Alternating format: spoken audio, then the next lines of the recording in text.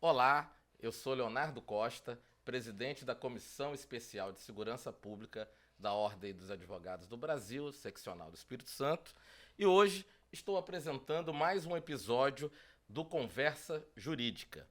O objetivo desse podcast é trazer temas importantes relacionados às diversas comissões temáticas da Ordem dos Advogados no Brasil e onde os temas que impactam diretamente na vida das pessoas.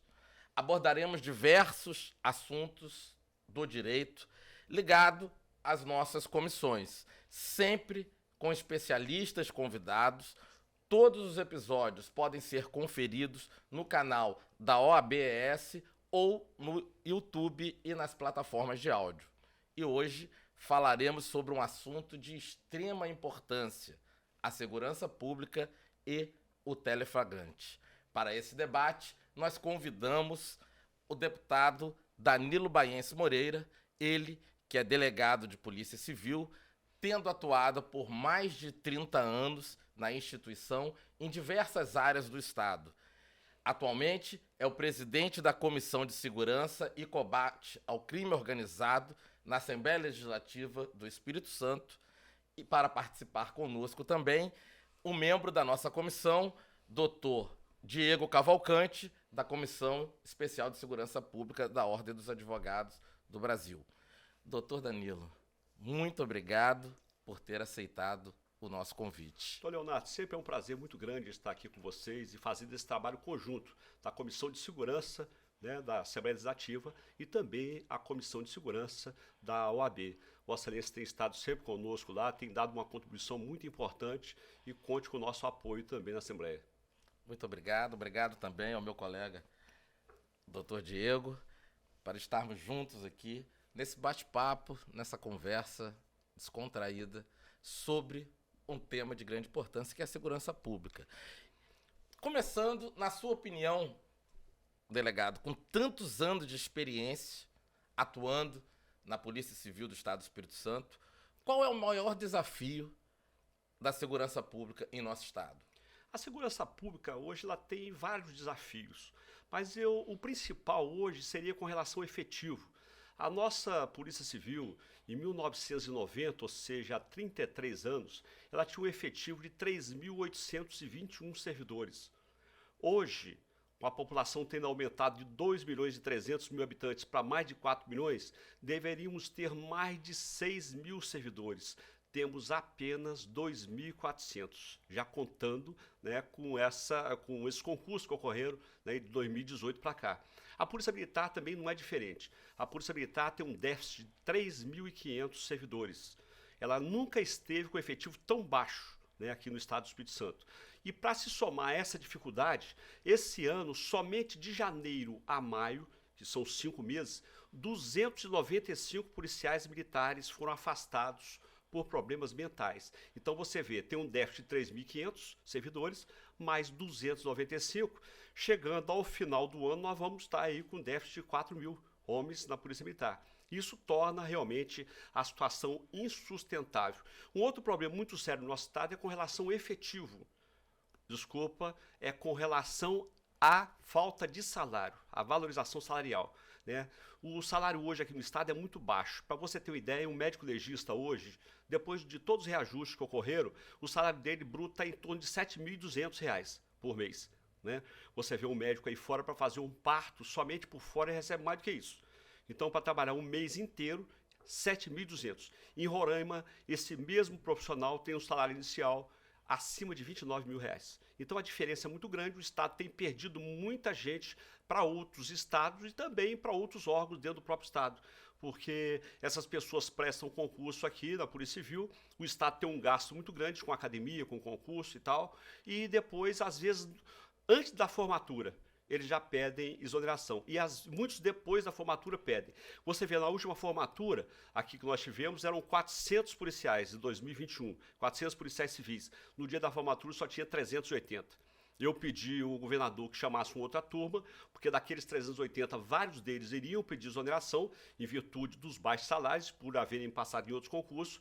Ele chamou mais 160. Então, dos 560 de 2021 para cá, já perdemos 160. Quer dizer, apesar de todo esse... nós temos acompanhado que nos últimos anos tem havido, né, concursos para as carreiras policiais, mas apesar de todo esse esforço, o quantitativo é pequeno. Exatamente, porque a evasão é muito grande. Veja, em 2010 para 2011 eu estive à frente da Polícia Técnica Científica. O perito mais novinho lá tinha 19 anos de casa. Então você vê, 19 anos sem concurso para aquela área. É um complicador. Há menos de um mês agora foi nomeado uma última investigadora do concurso de 1993. 30 anos depois, ela foi nomeada. Você imagina.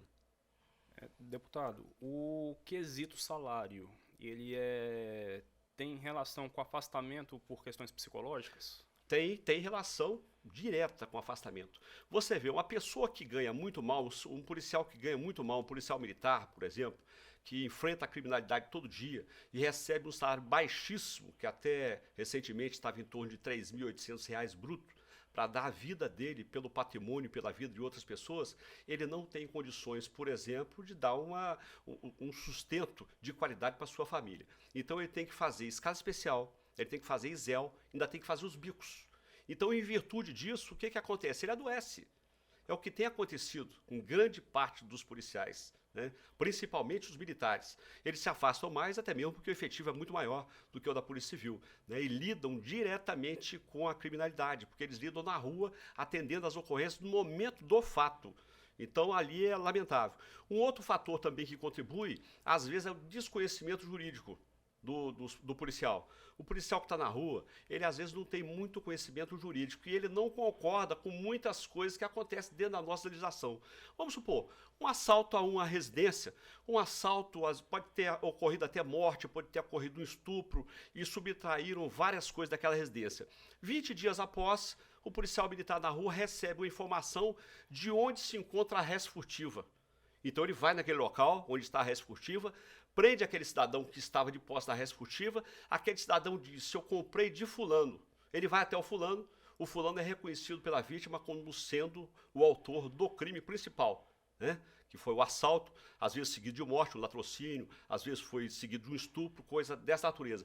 Chegando à delegacia, quem estava com a res furtiva, ele é autuado em flagrante. Mas quem não estava com a res furtiva, e que foi o autor do crime maior, mas estava fora do estado flagrancial, esse cidadão ele é solto. Então isso realmente causa um transtorno muito grande. Eu, durante a minha carreira na Polícia Civil, sempre que acontecia, por exemplo, um fato dessa natureza, eu segurava todo mundo e representava imediatamente pela prisão preventiva e na grande maioria, 99%, a justiça decretava a prisão e aquele cidadão que participou do crime principal, ele também ficava preso. Perfeito.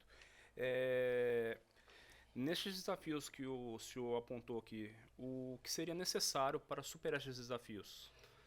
Primeiramente, o Estado teria que fazer concursos com um número maior de vagas. Você vê, em 2018, nós estávamos com um déficit aqui de 1.800 policiais civis. Estou falando só de policiais civis. 1.800 policiais civis. O governador anterior abriu um concurso para 174 vagas. É brincadeira. Você com um déficit de 1.800 servidores para um quadro organizacional de 1990 e o governo me abre um concurso para 174 vagas. Razão pela qual eu, inclusive, solicitei ao atual governador, Renato Casagrande, e ele aumentou para 400, depois mais 160, 560. É o ideal? Não. Mas é muito melhor do que 174. E o que nós gostaríamos, temos cobrado muito do governo, seria a recomposição, pelo menos, do efetivo de 33 anos. Se recompuser esse efetivo de 33 anos, já melhore muito, porque veja o que está acontecendo aqui no estado do Espírito Santo. A capital do estado, Vitória, a delegacia do centro foi fechada, Jucutuquara foi fechada, Maruípe fechado e São Pedro fechado. Vamos para a Serra. Serra Sede, fechada. André Carlone, fechado. Novo Horizonte, fechado. Restou a delegacia de Jacaraípe, a única distrital. Agora, o estado, depois de tanta cobrança, abriu uma portinha pequenininha ali, pertinho da CST, da entrada da CST, abriu uma porta pequenininha para atender essas 3 circunscrições. Agora você me imagina, o cidadão sair lá de perto de Fundão para ser atendido ali em Jardim Limoeiro. É lamentável, ele não vem. A situação é muito difícil. Então, com isso, você tem uma subnotificação. Mas vamos para Vila Velha, onde nós estamos Aí, hoje, aí aqui quer em Vila dizer, Velha. falando de subnotificação, na verdade, os números que muitas vezes se é divulgado não são os números Não, reais. eles né? não condizem com a verdade. Nós tivemos uma audiência pública na Assembleia no ano passado para tratar de assunto da criança e adolescente, que eu estava como presidente da Comissão de Proteção à Criança e Adolescentes e Políticas sobre Drogas. Nós apresentamos estatística em 2 anos lá, violência só na Grande Vitória contra criança e adolescente. Pouco mais de 3.500 ocorrências. A promotora, que trabalha na infância e da juventude, ela também deu o seu depoimento, e isso representa apenas 15%. Então você vê a subnotificação. Mas voltando ao problema das delegacias, vejam Vila Velha. Vila Velha, eu assumi a polícia em 1986, eu sou do concurso de 1986. Aqui em Vila Velha, de 86 até hoje, 8 delegacias fechadas. Nós tínhamos em Soté, quando a delegacia não existe mais. Tínhamos em São Torquato, não existe mais. Tínhamos no Garrido, não existe mais. Santa Rita, não existe mais. E muitas outras. Itapuã, aqui pertinho de onde nós estamos, tinha uma delegacia que eu trabalhei nela aqui em 1987. E prendíamos muito, porque a criminalidade era alta naquela ocasião, em virtude dos grandes problemas, por exemplo, de Coqueiral de Taparica, que estava começando a ser habitado. Cristóvão Colombo, aqui encostado em Divino, no Espírito Santo, aquilo ali era lamentável, porque não tinha nem estrada. Eu cheguei a realizar prisões a cavalo. Então você vê a dificuldade. Em que época? Isso em 1987, antes da Constituição. Chegar a pegar cavalo emprestado de cigano para correr atrás de vagabundo aqui para prender na região. Então você imagina. Hoje é até chique, porque nós temos uma polícia montada. Mas naquela ocasião, uma situação realmente lamentável. Com relação, por exemplo, ao efetivo e a eficiência da polícia, vejam, nós temos batido uma tecla lá com relação à elucidação de crimes, principalmente contra o patrimônio. Né? O senhor tem visto lá a nossa conversa, a nossa cobrança lá na comissão. E nós temos dito que existe uma grande subnotificação nesses crimes. Vou te dar um exemplo. Um coletivo, por exemplo, articulado que vai para Fundão. Na divisa de Serra com Fundão, por exemplo, esse coletivo, 3 elementos, 4 entram no coletivo, assaltam todo mundo, 80, 90 passageiros, por exemplo. Do coletivo não levam nada, porque não tem mais dinheiro no ônibus. Mas dos passageiros, todos viram vítimas. Ou de um celular, do dinheiro, de uma carteira. O coletivo, ele segue.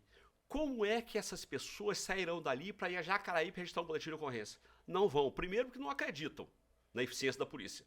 E isso já está mais do que comprovado. O Tribunal de Contas agora apresentou um relatório recentemente, nos encaminhou inclusive para a comissão, um relatório recente.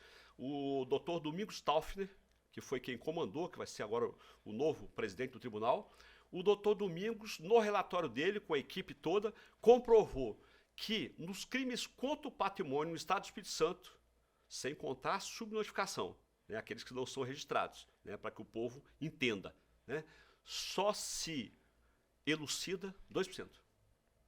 Somente 2%. E o senhor acredita a baixa quantidade no efetivo de policiais? A baixa quantidade de efetivos somado-se também aos baixos salários. Porque um policial desmotivado, ele não produz. Qualquer pessoa desmotivada, ela não produz. Um advogado que pega no escritório dele 1000 causas é completamente diferente de um advogado que cobra caro e só pega 10 causas. A atenção dele vai ser muito maior, para essas 10 causas que ele pegou. Agora, a polícia ela tem tanta coisa para fazer com tão pouco efetivo, tão baixo efetivo, que ela tem que dar atenção ao que é mais grave. Eu tenho cobrado muito com relação à DPCA, Delegacia de Proteção à Criança e ao Adolescente, que funciona na pracinha de Jucutuquara. A delegacia, até o ano passado, ela estava com 2 policiais apenas para atender todas as ocorrências da Serra, com mais de 500 mil habitantes, 2 para Vila Velha, 2 para Vitória e 2 para Cariacica e Viana juntos, para os 2 municípios. Recentemente, agora numa audiência nossa lá, eu tomei conhecimento que ao invés da situação melhorar, piorou. Porque agora tem 2 para a Serra, continuam os 2 da Serra, tem 2 agora para Vitória e Vila Velha, olha só, população de Vitória e população de Vila Velha, e 2 para Cariacica e Viana. Obviamente, não vão dar conta dessa situação.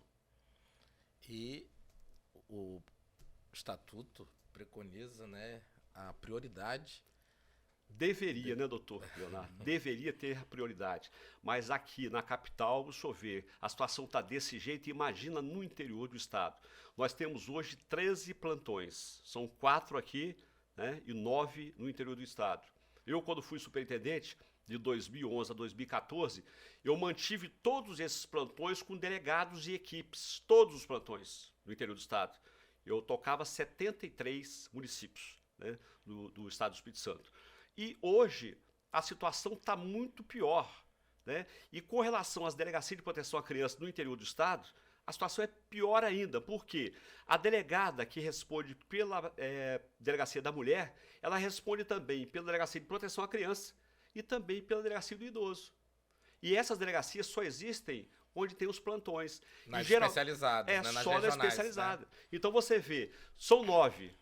Com mais 4, 13 para 78, são 65 municípios que nós não temos essas delegacias especializadas e que, obviamente, isso é atendido por um delegado local, né, que não tem condições, por falta de efetivo, ele não tem condições de falta de preparo, não tem condições, por exemplo, para atender a violência contra a mulher, porque às vezes o escrivão é um homem, né? No passado, a gente atendia tudo. Aqui em Itapuã, em 1987, tinha que atender tudo, não tinha jeito. Tinha que atender tudo. Mas hoje, né, a população cresceu bastante, evoluiu-se bastante, né, o Estado, os recursos são outros, né, e hoje nós temos essas delegacias especializadas que precisavam dar atenção. Aqui, por exemplo, eu fiz várias indicações para que a gente ampliasse a DPCA.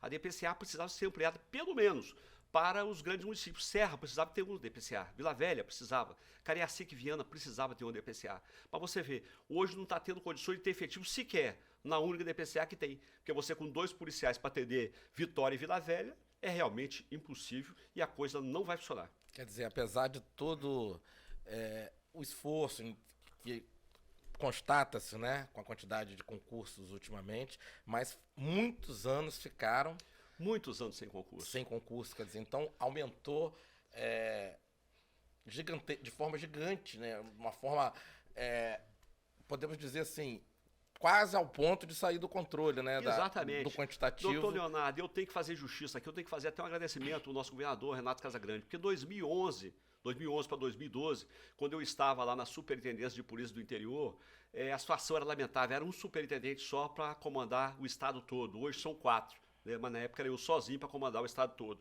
E naquela ocasião, o governador Renato Casagrande, ele nomeou mais de 1.400 policiais do concurso de 1993. Teve gente que já não conseguiu entrar porque já tinha completado 70 anos e não podia ser nomeado mais. Entendeu? Então você vê a situação como ficou. Um concurso de 93, 1993, que até agora, menos de um mês, foi nomeado ainda um investigador. Então a situação realmente é difícil, mas nós esperamos que esse governo e os governos daqui para frente deem uma atenção para que anualmente se faça uma recomposição do efetivo, porque a baixa é muito grande, em virtude de aposentadoria, porque os nossos policiais já estão com a idade avançada. Né, todos os nossos policiais. Você vê, esses policiais de 1993, imagina a idade que eles estão hoje. Imagina a idade que esses homens estão hoje. Deputado, pegando o viés atual agora, esse lapso temporal, houveram modernizações, tanto de equipamentos, de procedimentos de investigação.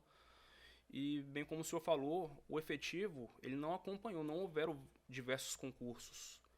A polícia hoje, ela tem, como se fala, treinamento, especialização para atuar com as novas tecnologias? Ela tem treinamento, agora veja, a tecnologia ela é muito importante, mas ela não substitui o homem. Né? Por exemplo, se você tiver um microcomparador, ele não faz a comparação sozinho, precisa do homem. Para coletar, por exemplo, cápsula deflagrada de uma arma suspeita, né, para fazer o confronto. Né? Se ele tiver um equipamento, por exemplo, que acumule essas investigações, né, o EIFES, por exemplo, aí precisa de alguém para alimentar. A Polícia Civil já teve um equipamento desse, um equipamento caríssimo, né, caríssimo, e o equipamento hoje foi jogado fora, ele está no lixo, está lá jogado num depósito, não presta para nada. Primeiro porque não foi alimentado. Esse é o primeiro ponto, ele não foi alimentado. Segundo, porque não teve manutenção cara, né? E às vezes você tem um servidor que você tem que viver com a sua realidade. Eu fui escrivão durante 3 anos e eu atuei muito tempo com a máquina de escrever. Então eu não podia sonhar que em outro país já tivesse um computador e eu aqui tivesse uma máquina de escrever e que eu ia deixar de fazer um flagrante ou fazer um inquérito porque lá já tem um computador. Não é por aí. Eu já fiz flagrante manuscrito, né? Não tinha máquina. Vamos fazer manual, não tem problema nenhum. Já fiz flagrante dentro de uma favela, em cima, a máquina de escrever em cima de uma mesa de sinuca. Eu já fiz flagrante com a máquina em cima do capô do carro.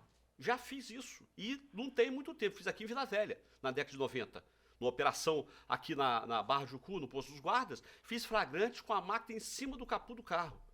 Eu tenho que trabalhar com a tecnologia que eu tenho. Então, o que viram naquele equipamento que nós tínhamos? Viram que em outros países haviam equipamentos muito mais modernos, como o caso de Israel, por exemplo. Então, não quiseram alimentar o equipamento, não foi dada manutenção, e aí, obviamente, acabou. Hoje, em matéria de viaturas, a Polícia Civil está muito bem, em matéria de viaturas, tem muitas viaturas. Em matéria de equipamentos também está bem, né? Hoje os drones têm feito uma diferença muito grande. A Polícia Técnica Científica tem equipamentos muito bons, que inclusive não foram adquiridos pelo Estado do Espírito Santo, foram adquiridos pelo governo federal e foram doados para aqui. Você pega, às vezes, um microcomparador, um equipamentozinho pequeno, lá em 2017, por aí, estava custando em torno de 5 milhões. Né? Um equipamento caríssimo, né? E que o governo federal deu, né, para a Polícia Civil, não somente para o Estado do Espírito Santo, mas também para outros estados. Nós temos um laboratório de DNA aqui que é de primeiro mundo. Laboratório é coisa de primeiro mundo.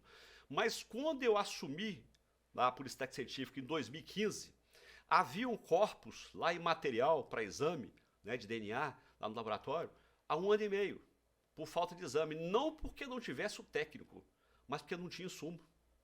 Não tinha insumo, eu não consegui na ocasião, através da polícia e através da CESP, apelei para um amigo da iniciativa privada, R$7 mil o insumo.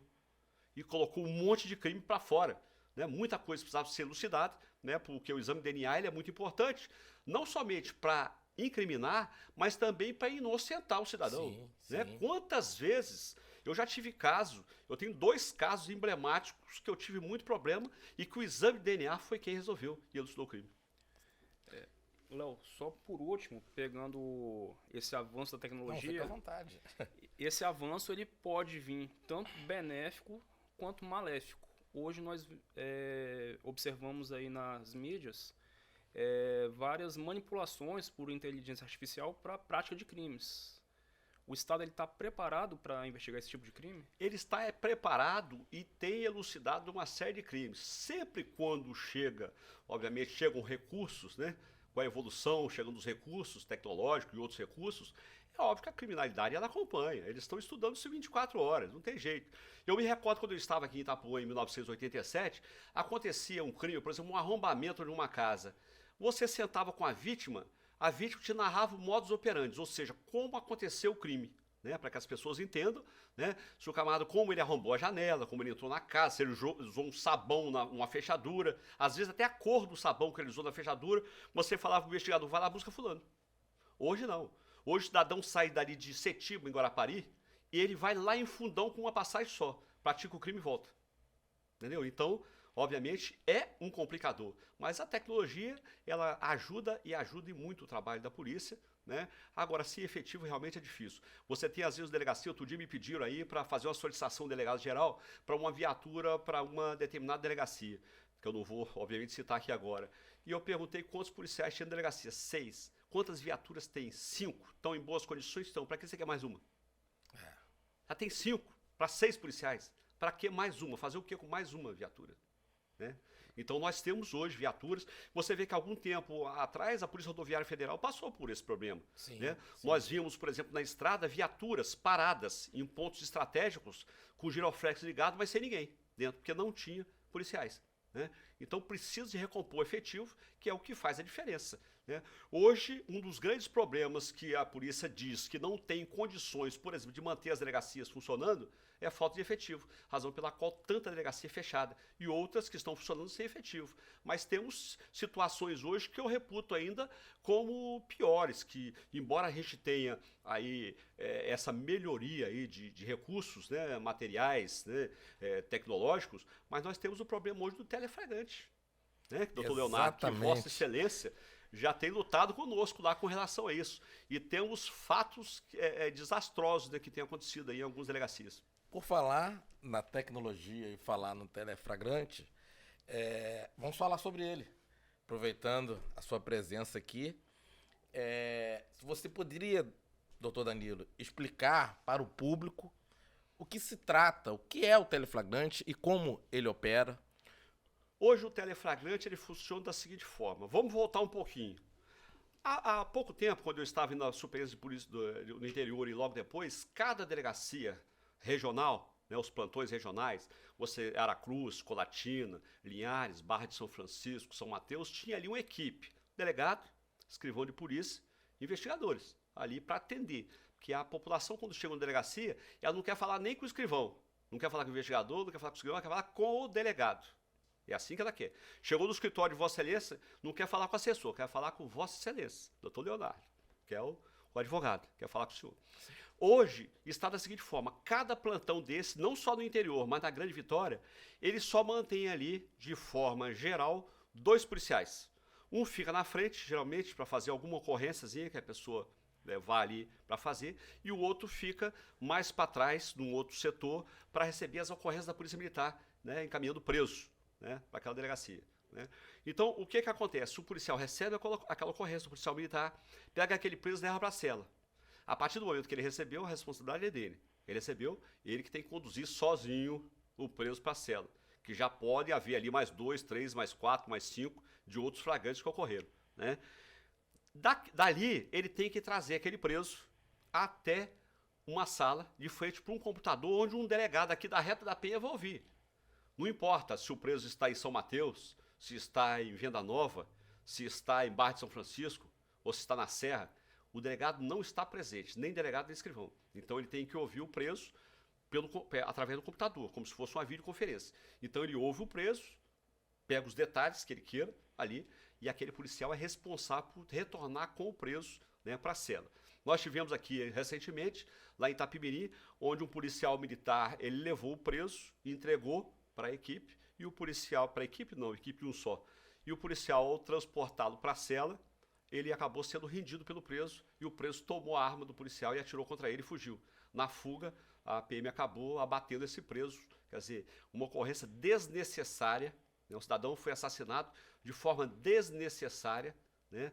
O desfecho da operação poderia ter sido outro. Agora, recentemente, na Regional da Serra, o policial com o preso algemado, né? E ele foi na cozinha ou no banheiro, assim, em questão de minutos.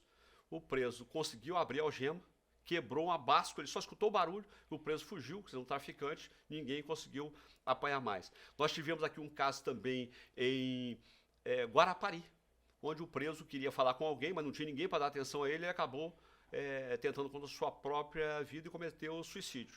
Né? E outras ocorrências que têm um desfecho lamentáveis. Nós temos um caso aqui de Vila Velha, onde um cidadão ele contratou um serviço de uma determinada pessoa. A pessoa foi lá, fez o serviço para ele, e ele fez um pagamento de parte do valor, e o complemento do valor seria pago através do serviço de um caminhão. Ele entregou aquele prestador de serviço um caminhão da empresa e fez um contrato. Ele ficaria com o caminhão, salvo engano, 6 meses, e depois devolveria o caminhão, né, e pagaria o serviço. Né, o empresário pagaria o serviço. Só que o cidadão desapareceu com o caminhão. Passou de 1 ano e ninguém achava o caminhão. Ele conseguiu inserir uma restrição de apropriação indébita do veículo. Então foi para o sistema. A Polícia Rodoviária Federal, numa abordagem em São Mateus, localizou e apanhou esse caminhão em São Mateus. Apreendeu o caminhão, o cidadão, de manhã cedo, 8, 9 horas da manhã, levou para a Regional de São Mateus. O proprietário do caminhão aqui em Vila Velha foi comunicado. Ele saiu daqui com um advogado, o advogado Dr. Walter Emilino Barcelos, que é inclusive delegado aposentado.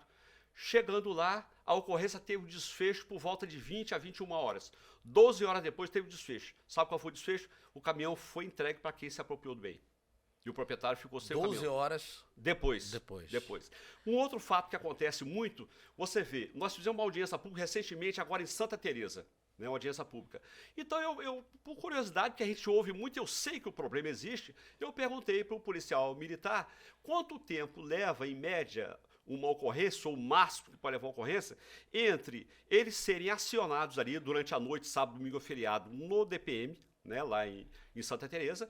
Eles se deslocaram até o interior para atender a ocorrência, apanhar a pessoa, fazer ocorrência, registrar, apanhar testemunha, chegar a Aracruz para fazer o flagrante e retornar à base.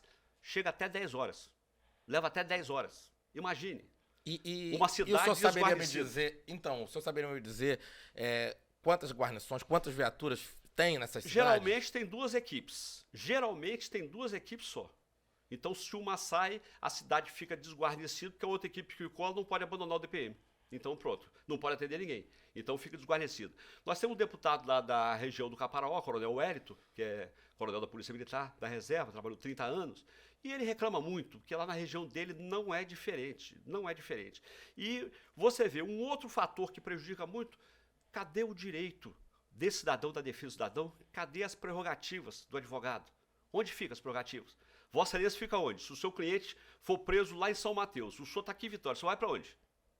Eu não sei para onde o senhor vai. Se o senhor vai para lá, para preservar a integridade do seu cliente, acompanhar, orientar o seu cliente, se o senhor vem para aqui, se vão te deixar entrar. Aí dizem que você consegue falar com o delegado plantonista, ali, no teleflagrante. Eu, como delegado de polícia, com mais de 30 anos na Polícia Civil, e como deputado, eu não consigo falar. Imagina o senhor, se vai conseguir. Já tentou alguma vez, doutor? Já tentou alguma vez? É uma ferramenta... O senhor não consegue falar. O senhor não consegue falar. E isso está funcionando dessa forma em todo o estado do Espírito Santo. Então, eu acho que os avanços são muito importantes. Mas se nós tivéssemos uma equipe lá, o desfecho de um flagrante, ele se dá de uma maneira completamente diversa. Às vezes você recebe uma ocorrência simples na delegacia. E você ali no interrogatório, você descobre outros crimes. Eu já recebi ocorrência onde a vítima foi na minha superintendência para relatar uma violência doméstica. Eu ali na conversa com ela, entrevistando ali com muito jeito, consegui descobrir para tirar o marido de circulação, para que ela não fosse mais abusada pelo marido, ela acabou me entregando um homicídio.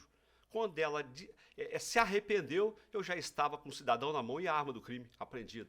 Então você vê que o desfecho é completamente diferente. Doutor Danilo, para finalizarmos esse nosso episódio, o senhor como presidente da Comissão de Segurança da Assembleia Legislativa, como Vossa Excelência, a sua comissão tem contribuído para melhorar a segurança no nosso estado?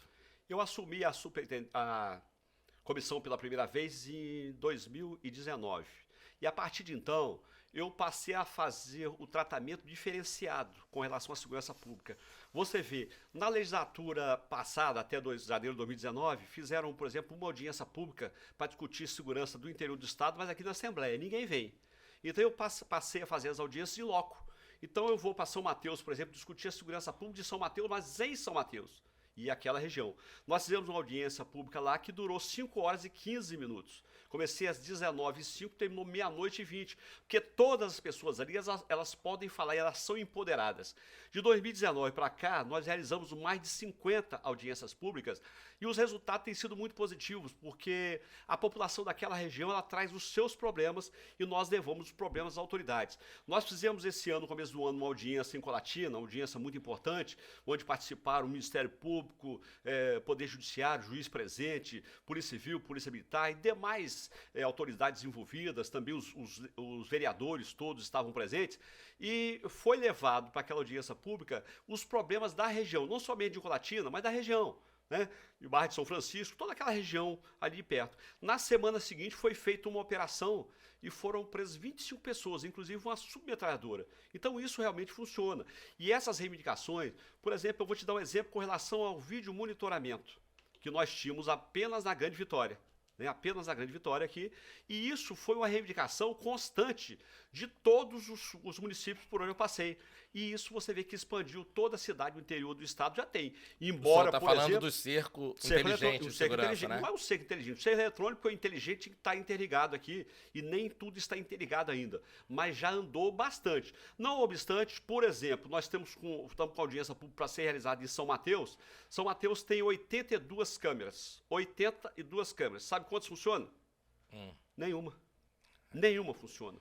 Então, já cobrei do prefeito, né? E vamos cobrar mais ainda porque tem que funcionar. E um outro fator, essas câmeras têm que estar sendo monitoradas com acompanhamento da Polícia Militar e da Polícia Civil. né? Nós tivemos agora uma audiência pública em Pinheiros. Eu fiz ela em 2021, em Pinheiros, ou 2020, em Pinheiros. Muitas reivindicações, mas muitas mesmo. O auditório estava lotado. Fiz outra agora.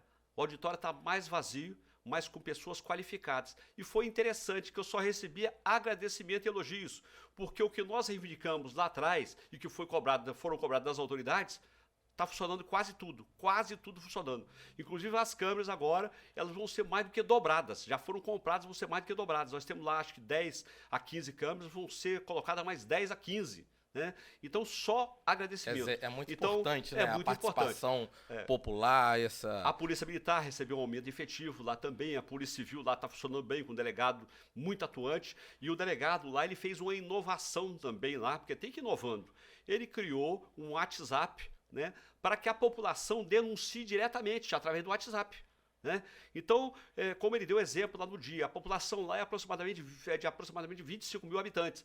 Se essas pessoas todas prestarem informação, são mais 25 mil policiais espalhados. Sim. Ele, numa das denúncias que ele recebeu, ele estava a caminho de São Mateus, recebeu a denúncia, passou para a PM, WhatsApp. Ele dirigindo o carro, passou para a PM.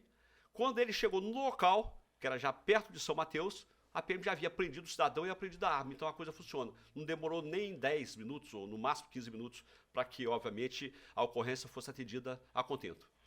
Deputado, quero agradecer imensamente sua participação e colaboração com a nossa conversa jurídica, com o nosso podcast. Agradecer também a todos que estão nos acompanhando através das plataformas digitais, pelo YouTube, pelo nosso Instagram. Agradecer ao meu companheiro, Dr. Diego.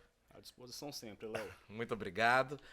E quero também deixar aqui, você que está em casa, você quiser assistir outros episódios do Conversa Jurídica, você pode estar acessando @OAB Espírito Santo e lá você pode acompanhar vários episódios como esse. Muito obrigado. Doutor Leonardo, quero agradecer a Vossa Excelência, agradecer ao doutor Diego, dizer que a Comissão de Segurança está lá à disposição e eu quero colocar também à disposição da população, mais uma vez, o nosso telefone, que é o 27 999690988. E a denúncia sempre no sigilo, A denúncia, né? no nosso telefone sempre no sigilo, mas você tem o 181, você tem o Disque 100, que essas denúncias podem ser feitas também, e mesmo que a pessoa queira se identificar, não pode, o sistema não aceita. Tá bom, muito obrigado.